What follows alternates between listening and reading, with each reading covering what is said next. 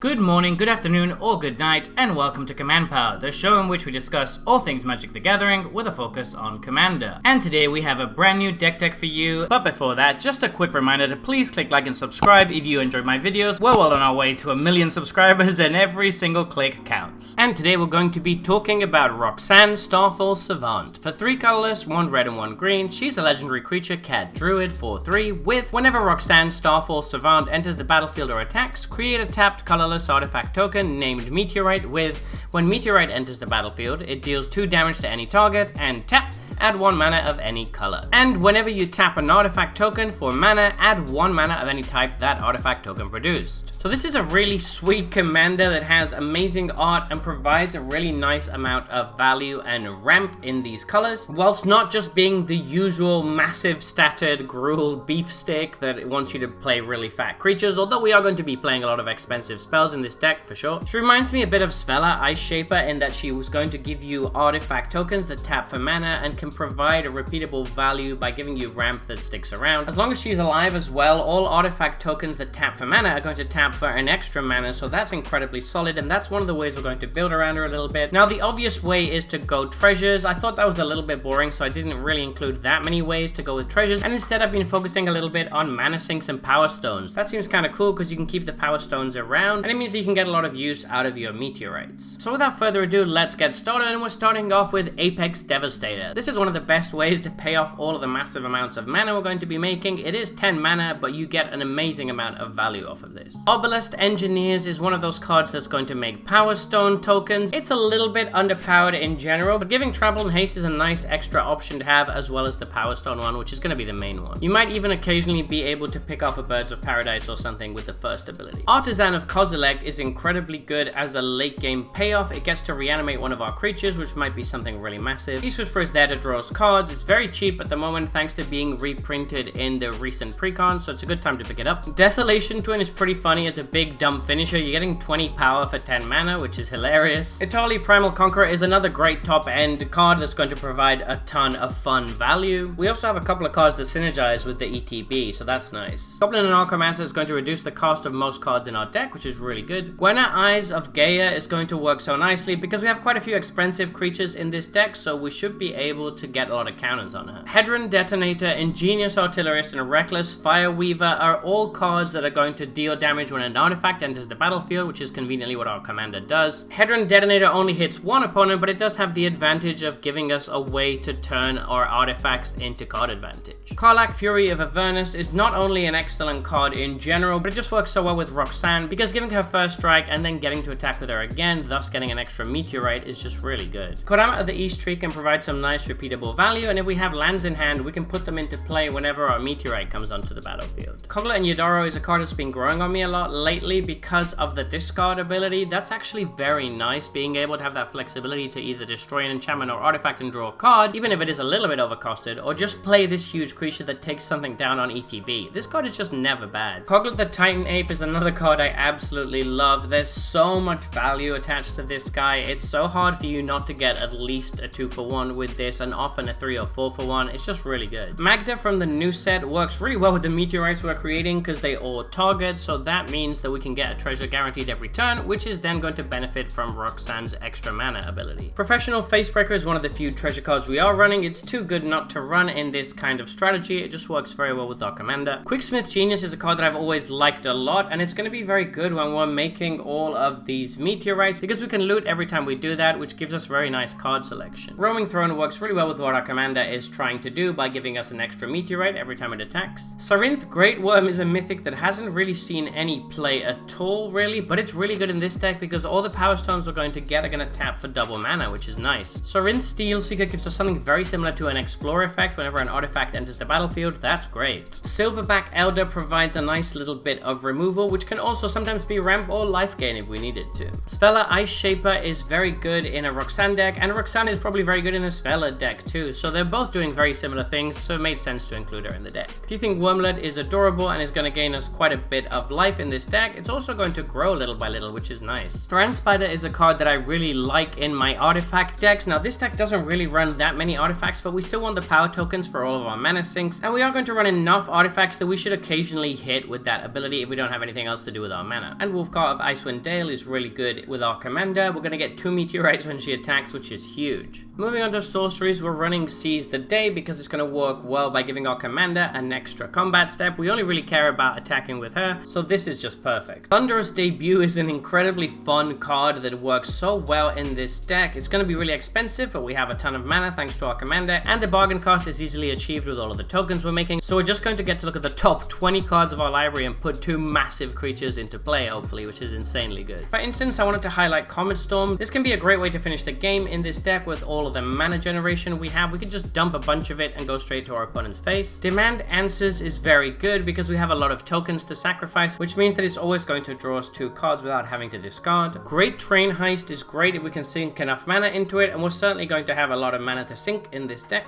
And Second Harvest is one of the most amazing cards in this deck because we're going to get all of those meteorite ETB triggers when we copy them with this.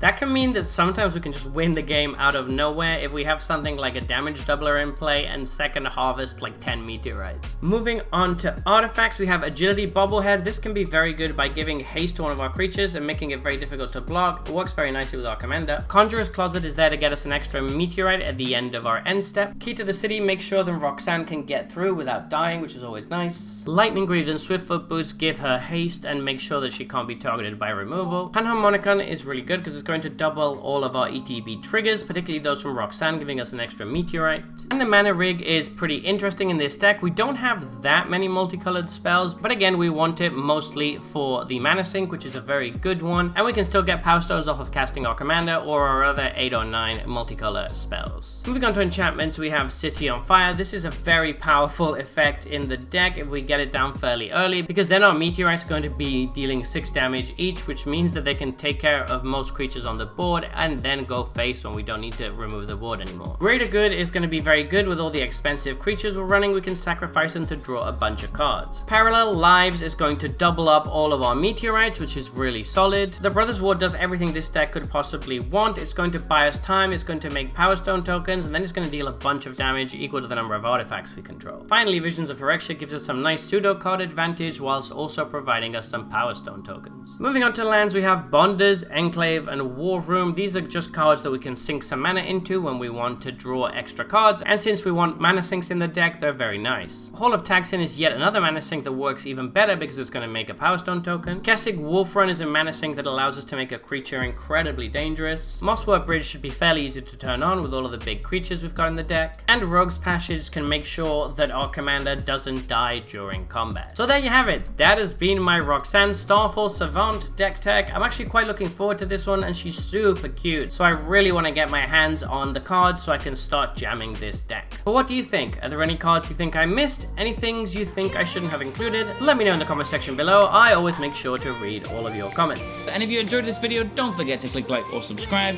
It really helps the channel. And until next time, take care.